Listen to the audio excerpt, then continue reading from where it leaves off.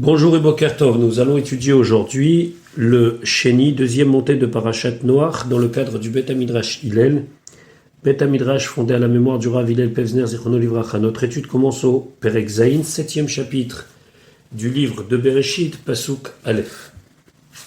Maintenant nous allons étudier le moment où Noach va enfin rentrer dans la Teva. Ça fait 120 ans qu'il construit cette arche et Pasuk Aleph, Vayomer Hashem le Noach, Hashem dit à Noach, Bo ata, viens-toi, Vechol betecha, et toute ta maison, c'est-à-dire tous les gens de ta famille, El ateva, vers l'arche, qui otecha ra'iti, car toi, et seulement toi, j'ai vu que tu es tzadik lefanaï, un tzadik injuste devant moi, Bador azé, dans cette génération-là.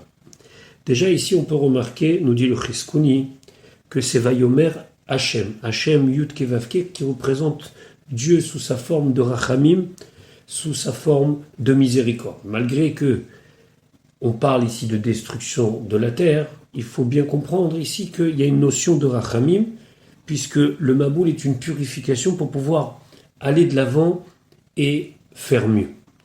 Ici, concernant Noach, on peut aussi constater qu'il est descendu de niveau. Au début de la paracha, il était Noach Ish Tzadik Tamim. Et ici, Akadosh Baruch Hu lui dit Raïti Tzadik. J'ai vu que tu es Tzadik. Il ne lui a pas dit Tzadik Tamim. J'ai vu que tu étais Tzadik et intègre. Rashi dit Raïti Tzadik, Velo Nemar Tzadik Tamim. Ici, on ne dit pas toutes ses qualités, qu'il était Tzadik et Tamim. Nikan, de là on apprend, chez Omrim Miktsat, Shevacho Shel Adam Befanav. De là on apprend que lorsque on veut dire des compliments sur quelqu'un, on ne dit qu'une seule partie des compliments qui lui reviennent. Vechulo shelo befanav, par contre, quand il n'est pas présent, on peut dire entièrement tout le bien qu'on pense de lui. Pourquoi, lorsqu'on est devant, on se retient de dire toutes ses qualités? Rachid dans la Gemara explique que lorsque on va dire trop de qualités devant une personne, on pourrait penser que c'est de l'hypocrisie. Quelque chose qu'on appelle de la khanifa, c'est-à-dire essayer de se montrer bien aux yeux de quelqu'un en lui disant plein de qualités. En dehors de sa présence, on ne peut pas penser comme ça. Mais devant lui, on se retient de dire tout le bien qu'on pense de lui. Pasuk bet, Mikol abema, parmi toutes les bêtes, atéora pure. Alors, atéora pure, comment comprendre ici la notion de pureté? En vérité, c'est sur une notion qui va venir dans le futur, c'est les bêtes qui vont être pures pour les Bnei Israël, c'est-à-dire autorisées à la consommation. Tikach lecha, tu vas prendre pour toi, Shiva Shiva, 7, c'est-à-dire 7 mâles et 7 femelles, Ish ve Ishto, un mâle et une femelle, ou Mina Behema, et de la bête, Asher loté oraï, qui n'est pas pure, Shenaim, tu prendras seulement 2, Ish ve Ishto, un mâle et sa femelle et sa compagne.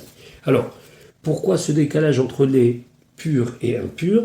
On verra plus tard que Noach a compris que le fait qu'Akadosh Baruch Hu lui demande 7 couples de bêtes pures, c'est parce qu'il y en avait une partie qui allait être consacrée à des corbanotes. Alors combien? Sur les 7 couples, combien allait être sacrifié après le Noach, après le Maboul, et combien allait rester? Alors il y a beaucoup de chitotes là-dedans, il y a beaucoup d'avis, mais on va dire que Noach et ses 3 enfants, avec leurs femmes, ça faisait 4 couples. Et d'après un avis, après le Maboul, Noach va faire 4 sacrifices de 4 couples pour expier ou pour remercier pour les 4 couples qui étaient dans la Teva, rester 3 couples de bêtes pures contre un couple de bêtes impures pour que les bêtes pures soient plus nombreuses que les bêtes impures. C'est une manière de voir les choses. Regardons Rashi qui répond à la fameuse question, mais Athéora pure par rapport à quels critères de pureté? Rachid expliquait à Atida liot Théora l'Israël, les bêtes qui seront dans le futur pures pour Israël. La Madnouche et la Mad Noach Torah, de là on apprend que Noach a étudié la Torah. Shiva Shiva, 7, qui est chez Yakriv, même Korban Betseto, afin qu'il puisse faire des sacrifices à sa sortie de l'arche. Pasuk Gimel, Gam Meof Hashamayim, même parmi les oiseaux des cieux. Shiva Shiva, tu prendras 7, ça veut dire 7 couples, Zachar ou Nekeva, mâle et femelle, les Chayot Zera, afin qu'on puisse faire vivre l'espèce, c'est-à-dire que ces animaux vont être conservés dans la Teva pour que après le Maboul, les animaux puissent se reproduire, Al Pene Kola Aretz, sur la face de toute la terre. Ces derniers mots sont valables pas seulement pour les oiseaux, mais valables aussi pour les animaux. En vérité, ça nous explique le but de tout cela. On peut ici remarquer quand même que concernant Of HaShamayim, concernant les oiseaux, on ne dit pas de notion de théorim ou de pas théorim. Rachid expliquait Gam Meof HaShamayim Betéorim Akatuv Medaber, quand on parle de 7 couples, c'est les oiseaux purs.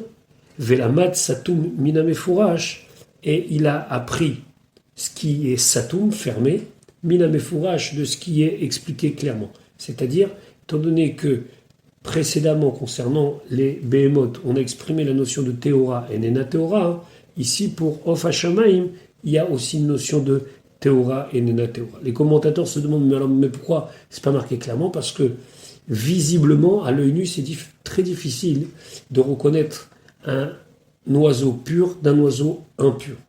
Alors que pour la Béma, c'était beaucoup plus facile. Donc il semblerait que la Torah veut nous dire que ce choix-là de Théora et Nena Théora était difficile au niveau humain, au niveau de Noach. Donc on a laissé faire ce qu'on a vu hier, que c'était uniquement les animaux qui étaient attirés par la Teva qui étaient pris, pour d'autres raisons. Mais c'est seulement eux qui avaient le srout, entre guillemets, de rentrer dans la Teva. Il semblerait que pour les oiseaux, si ça a été comme ça, les oiseaux purs sont venus par 7 couples et les oiseaux impurs par un seul couple. Pasuk Dalet, qui les Yamim Od Shiva, car dans les jours Od Shiva, encore 7, ça veut dire dans encore 7 jours, ça fait 120 ans qu'ils préparent la Teva. Anochi Mamtir, je vais faire descendre la pluie à l'arrêt sur la terre, Arbaim Yom ve Arbaim Laila, 40 jours et 40 nuits, ou Machiti, et je vais effacer et Kol Hayikum, tout ce qui existe, tous les animaux, Asher Asiti que j'ai fait, mais Al Pene Adama, de la surface de la terre. Pourquoi 7 jours? Rachid dit Ki le Yamim Od, pourquoi Od? Shiva, et pourquoi encore 7 jours? Elu Zayin Yemehevlo Shel Metushel Achat Sadik, c'était les jours de deuil de Metushelach, Mathusalem qui était un tzaddik, Shechas Akadosh Baruchu al Kevodo, que Akadosh Baruchu a passé sur son honneur, Ve'ikev et Apuranut, et il a laissé de côté la punition. Et Rachid nous dit, c'est Vachashov, calcule Shnotav Shel Metushelach, les années de la vie de Metushelach, Vetimtsa, et tu vas trouver chez M. Kalin qu'il se termine Bishnat Tavresh, la 600e année, les Chaye Noach de la vie de Noach, et à 600 ans, Noach est entré dans la terre. Comment? Metushelach a vécu en tout 969 ans. C'est l'homme qui a vécu le plus longtemps. Dans ces 969 ans, s'est passé 187 ans où il n'avait pas d'enfant, puis il a donné naissance à Lémer. Après, on doit aussi compter les 182 ans où Lémer n'avait pas d'enfant, puis il a eu Noach. Et donc, au final, à l'âge où Noach avait 600 ans, il a perdu Metushelach. Et donc, alors que 120 ans étaient passés où la Teva a été construite, normalement, il devait rentrer dans la Teva. Akadosh Baruch Hu lui dit « Attends encore 7 jours ». Et Rachid expliquait 7 jours de Avelut, de deuil de Metushelach. Qui les Yamim Od, autre mot à expliquer ici, c'est le mot Od, Maou Od, Zman Achar Zman, un temps après un temps. Ze Shenosaf Al Kufrav Shana, c'est le temps en plus des 120 ans qui avaient été fixés. Arbaim Yom, pourquoi 40 jours de pluie? Mida Keneged Mida, c'est-à-dire qu'Akadosh Baruch Hu agit par symbolique, mesure pour mesure. Keneged Yetzirat Avlad, c'est les 40 jours de formation du fœtus, chez Kilkelu, puisque les êtres humains ont fauté. La triach, les yotzram, la tsur, tsurot, mamzerim.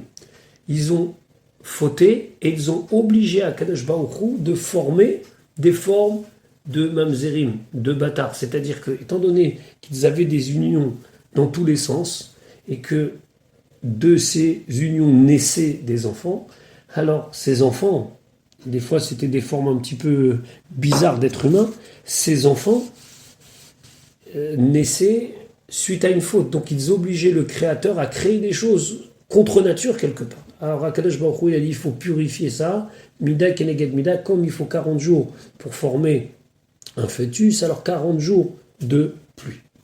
Pasuk et Vayas Noach, Noach il a fait Kechol Asher Tziva ou Hashem, tout ce que Hashem lui a ordonné. Vayas Noach, on l'a déjà dit. Pourquoi encore répéter ici Zebiato la Teva. Là, c'est le moment où il a accompli ce qu'Akadosh Baruch Hu lui a demandé de venir dans la Teva. Alors attention, il n'est pas tout de suite venu dans la Teva. Il est venu près de la Teva, nous dit les Mefarshim, et il a attendu vraiment la dernière minute pour y rentrer. Pasuk Vav, Venoach, et Noach ben Shesh Meot Shana, il était âgé de 600 ans. Vers Maboul Ayamaim Alaretz, et le Maboul, le déluge, c'était le moment où l'eau est descendue sur la terre. Pasuk Zain, Vayavo, Noach Ubanav, est venu Noach et ses enfants, garçons, Banav, Veishto et sa femme, Unshevanav, et les femmes de ses garçons, Ito, avec lui, El Ateva, dans l'arche, Mipene me à Maboul, à cause de l'eau du Maboul, à cause de l'eau du déluge. C'est-à-dire que ça commençait à pleuvoir, et là seulement il est rentré. Ici, on voit qu'il y avait une séparation stricte entre les hommes et les femmes. Noach Rubanav, Anashim Levad, les hommes à part, Vehanashim Levad, et les femmes à part. Les filles, Shinisru Betashmi Shemita, car ils ont été interdits d'avoir toute relation intime pendant la période où ils étaient dans la Teva. Pourquoi Mipne Sha'aolam Shaoui Betsa'ar, parce que le reste de l'humanité était en difficulté, était en peine, et donc on ne pouvait pas d'un côté avoir une vie normale, entre guillemets, dans la Teva, incluant une vie de couple, alors que le monde était en train de souffrir. Mipne me à Maboul, à cause de l'eau du Maboul. Pourquoi on nous dit Mipne me à Maboul? Ici, Rashi souligne quelque chose qui pourrait, a priori, être un reproche sur Noach. Af Noach, Meketane Hamana. Même Noach, il manquait de foi en Dieu. Ma'amin veno ma'amin. Il croyait pas. Peut-être qu'il y aura le Maboul, peut-être qu'il n'y aura pas le Maboul. Chez Yavoa Maboul. Est-ce que le Maboul viendra ou pas? Velo nichnas la teva. Il n'est pas rentré dans l'arche. Ad shedachakuhu amaim. Jusqu'à que l'eau l'ait obligé, l'ait poussé. C'est-à-dire que c'est seulement quand il a vu concrètement que l'eau commençait à tomber fortement qu'il a décidé de rentrer dans la teva. Ça met un bémol sur tout ce qu'on voit depuis le début de la paracha, qu'il était tzaddik, qu'il était tamim. Ici, Rachid dit, mais Pneu Maboul, il a attendu vraiment la dernière minute. D'autres mefarshim, d'autres commentateurs vont sur d'autres voies, mais dans le cadre de notre shiur, on s'attache à étudier Rashi. Pasukret, min habema ateora, parmi les bêtes pures, ou min habema, et parmi la bête, Asherenena teora, qui n'est pas pure, ou min haof, et des oiseaux, des volailles, Vechol, Asher, Romes, et tout ce qui rampe à la Adama sur la terre. C'est intéressant ici de voir combien la Torah a fait attention. C'est nos Chachamim qui dit ça, à ne pas sortir des expressions qui sont des expressions mal polies, entre guillemets. On pourrait très bien dire Théora, Témer, pur, impur. La Torah dit Théora, pur, et on dit Ena Théora, et pas pur. Donc c'est ici important de voir combien la Torah fait attention à la propreté du langage. On ne sort pas des mots qui pourraient être des mots vulgaires, entre guillemets, comme impur, et on écrit Ena, Enena Théora, elle n'est pas pure. Pasuk tet, Shenaim, Shenaim, deux, Baou, El Noach, ils sont venus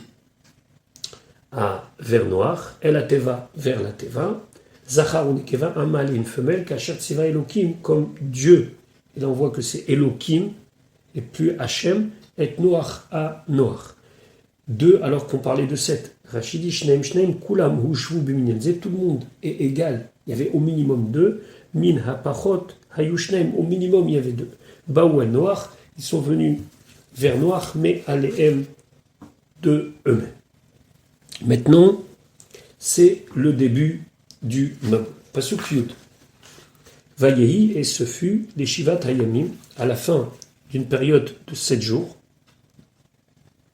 Targum Yonatan Ben Uziel dit encore une fois, même si on a dit que c'était le deuil de Metouchelach, HaKadosh Baruch Hu attend la dernière minute pour voir s'il n'y aura pas de prise de conscience, s'il n'y aura pas de tchouva. Et ce n'est pas arrivé. Ou Mehamaboul, et les eaux du déluge, Ayou ala Haaretz, ils étaient sur la terre. C'est-à-dire que ça a commencé à tomber. Pasuk Yudalev, Bishnat Shesh Me'ot Shana, à l'âge de 600 ans, les Chaye Noirs de la vie de Noir, par Chodesh Hasheni, le deuxième mois. On ne sait pas, ce deuxième mois, il fait référence à quel mois. Beshiva Asar Yom, le 17e, la Chodesh du mois, Bayom Hazé, ce jour-là, Nifkeu Kol Mayanot, se sont ouvertes toutes les sources, Tehom Rabba, des abîmes profondes, Varubot Hashamaim, et les fenêtres du ciel, Niftachu, se sont ouverts. Rashi Bachodesh Hasheni, quand on dit deuxième mois, c'est par rapport à quel mois? Et on est obligé de convertir, entre guillemets, avec les noms des mois que nous utilisons aujourd'hui. Rabbi Eliezer, Omer Rabbi Eliezer, il dit Zemacheshvan, c'est le 17 Macheshvan. Rabbi Yoshua, Omer Rabbi Yoshua, il dit Zeya, c'est le mois de Iyar. On a une marloquette bien connue, par Chodesh Harishon, le premier mois, on sait que c'est le mois de Nissan, mais après, dans la Torah, lorsque ce n'est plus la référence à ce que l'on comprend, c'est-à-dire le mois de Nissan, référence à la sortie d'Égypte, etc., on aura toujours une différence entre ceux qui commencent en prenant comme référence Tishri et ceux qui commencent en prenant comme référence Nissan. On retrouve ça dans d'autres sujets, et ici, donc, on va retrouver tout au long de la paracha une marloquette entre Rabbi Eliezer et Rabbi Yoshua. Est-ce que le deuxième mois, c'était le mois de Cheshvan, ou bien le deuxième mois, c'était le mois de Iyar? Donc, a priori, selon l'avis de Rabbi Eliezer, le Maboul a commencé le 17 Cheshvan. Tehom Rabba, pourquoi des abîmes profonds? Mida keneged mida. Encore une fois, ici, c'est mesure pour mesure. Em chatou beraba ra'at adam. Eux, ils ont fauté avec beaucoup de mal de l'homme. Velakou biteom rabba. Alors aussi, ils ont eu des abîmes nombreuses.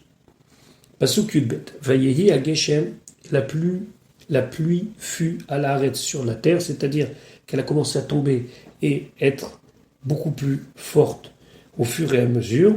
D'ailleurs, certains commentateurs disent que d'abord c'était de l'eau qui était de l'eau à température ambiante entre guillemets, et à la fin c'était de l'eau bouillante. Ça a duré Arbaim Yom, 40 jours, vers Arbaim Laila et 40 nuits. Maintenant, le premier jour ne va pas compter. Pourquoi le premier jour ne va pas compter? Parce qu'un jour, d'après la Torah, c'est Vayi Erev Vayi Boker. Il faut qu'il y ait une nuit et un jour. Donc le jour du 17, Cheshvan, le jour où ils sont rentrés dans la Teva, selon Rabbi Eliezer, il ne peut pas être compté comme jour 1, c'est jour 0. Le jour 1, la première journée entière où il y a eu le déluge, c'était donc le 18 Cheshvan. Il est rentré le 17. La pluie tombait déjà. Et quand est-ce que le calcul a commencé? Dès qu'il y a eu une nuit et un jour, et ceci pendant 40 jours et 40 nuits. Vayi ha-geshem ala haaretz, ul alan, et plus tard, où Omer, il va dire Vayi ha-maboul, que c'était un déluge. Parce que quand on dit geshem, geshem, on sait ce que c'est de la pluie. Et là, on a l'air de dire que c'était une pluie normale, entre guillemets, une pluie qu'on a l'habitude, et c'est plus tard seulement que la Torah va appeler ça Maboul. Et là, seulement, Keshe Oridan, quand il a fait, au début, faire tomber cette pluie, Akadosh Baruch Hu Oridan Berachami. Il a fait descendre cette pluie avec miséricorde. Chez Im Yarzeru, qu'au cas où ils prennent conscience et ils font tchouva, Yiyu Gishme Bracha, ça devient une pluie de bénédiction. Ou Keshelo Chazru, et quand ils ne sont pas revenus bitchouva, Hayou les Maboul, c'est devenu de l'eau considérée comme le déluge. Arbaim Yom, 40 jours, il faut 40 jours complets. Et donc, En Yom Rishon Minaminia, le premier jour ne compte pas dans le compte des 40 jours. Pourquoi les fiches En Lelo Imo? Car il n'y a pas la nuit avec. Charé, puisque c'est marqué Ktiv Payom Hazé, ce jour-là, donc ça veut dire ils sont rentrés au milieu de la journée. Nifkeu Kol Mayanot, se sont ouverts toutes les sources. Nimtsu Arbaim Yom Kalim. Donc, il se trouve que les 40 jours vont se terminer. Be Esrim ou Shmona Be Kislev, le 28 Kislev. Les Rabbi Eliezer, selon Rabbi Eliezer, qui dit que tout a commencé le 17. Shachodashim Nimni Kesidram. Pourquoi 40 jours qui se finissent le 28 Kislev? Parce que d'après lui, tout a commencé le 17 Macheshvan. Et d'autre part, on a des mois de 29 et des mois de 30. Et d'après lui, il faut compter les mois en ordre, c'est-à-dire Echad Malé, 1 de 30 jours, Echad Raser, 1 de 29 jours. Donc, le mois de Tishri, d'après lui, c'est 30 jours, le mois de Cheshvan, c'est 29 jours. Donc, depuis le début du Maboul jusqu'à la fin du mois de Cheshvan, on a Areshnem Asar Mima Cheshvan, on a 12 jours du mois de Cheshvan, Ve Esrim Ushmona Mi Kislev, et encore 28 jours de Kislev, puisque 12 jours, c'est pour finir le mois de Cheshvan, 18, 19 jusqu'au 29. Donc on a 12 jours, et après on a 28 jours pendant Kislev. Pasuk Yud Gimel, Be'etzem Ayomazé, au milieu du jour, celui-là.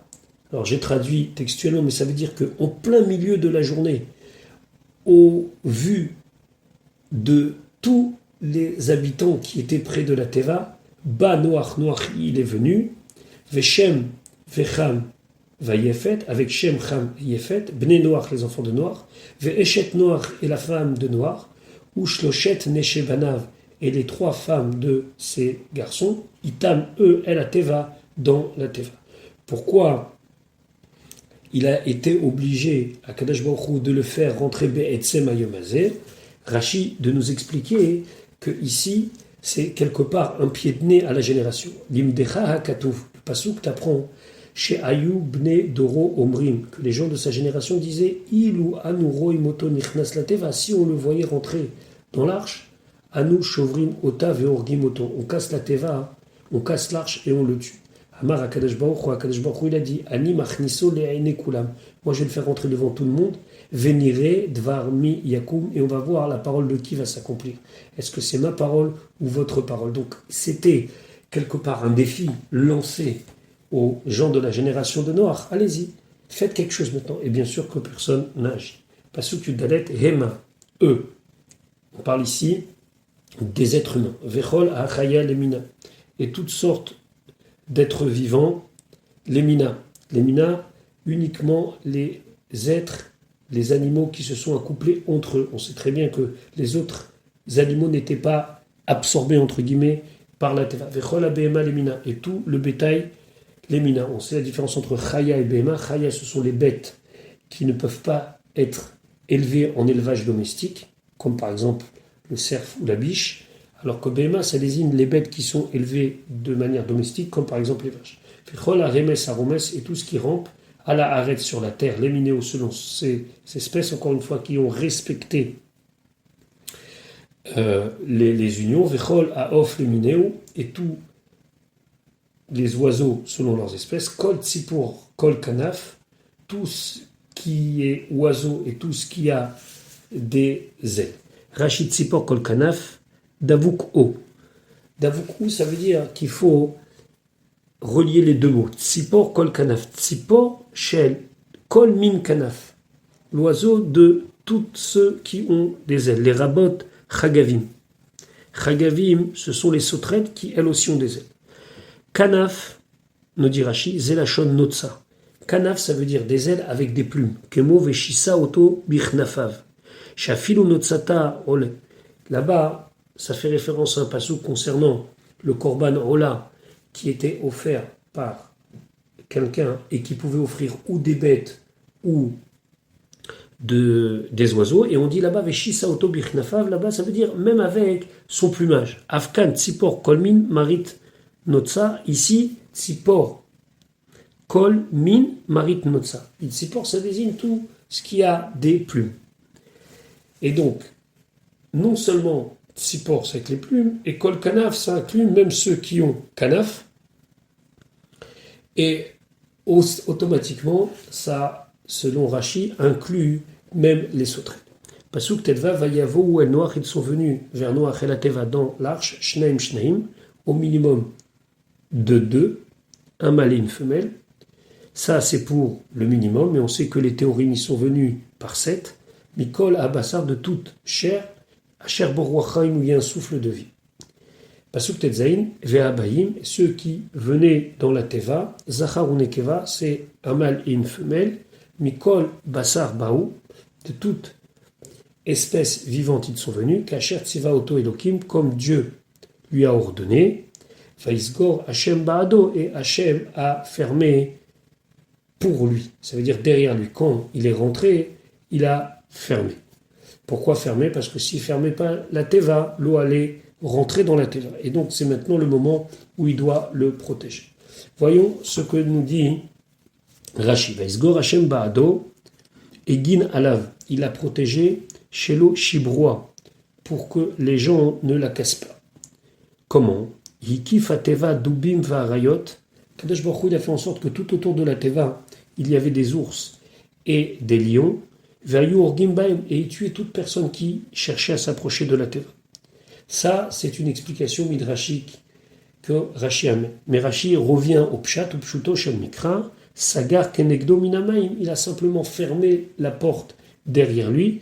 Ren Kol Be'ad Sheba Mikra Lashon Keneged. Et d'ailleurs, le mot Be'ad, doit être traduit Keneged, face à. Ça veut dire qu'il y avait quelque chose qui le séparait entre lui et le reste du monde. C'était la porte. Alors Dieu, il a fermé cette porte. Vaisgor Hashem Barado. D'ailleurs, c'est aussi un pasouk, on verra plus tard, Be'ad Kol Rechem. C'était une manière de dire que là-bas aussi, on va fermer toute matrice, tout utérus, ça veut dire qu'il n'y aura plus d'enfants, ou bien on va retrouver cela dans le livre des Melachim, Ba'ader ou Va'ad Banaich, là-bas c'est fermer la porte pour empêcher de rentrer, aussi on emploie Ba'ader ou Va'ad Banaich, ou bien un passouk dans Yov qui dit Od Be'ad Or, on dit ici dans Yov que c'était un membre qui protège un autre. C'est l'habitude, par exemple, de mettre sa main sur la tête pour protéger la tête des coups. Ou bien on a un passouk de Télim qui dit Magen Baradi. Toi, Hachem, Magen Baradi. Ça veut dire tu me protèges. Et donc tu fais une protection, tu te mets entre moi et les autres, entre moi et mes ennemis. Ou bien un passouk de Shmuel qui dit Itpanel Be'ad Avadecha. Ça veut dire quoi? Itpanel Be'avadecha. Keneged Avadecha. Pour tes serviteurs. Pour protéger, pour que tu sois une protection. Donc, d'après le Pshat, Vaisgor Hashem Ba'ado, ça veut dire que Hashem, il a fermé la porte de la Teva pour le protéger, de l'eau principalement, dans le sens simple des choses. Voilà pour aujourd'hui, je vous souhaite une bonne journée. Bezrat Hashem, à demain pour la suite de notre étude.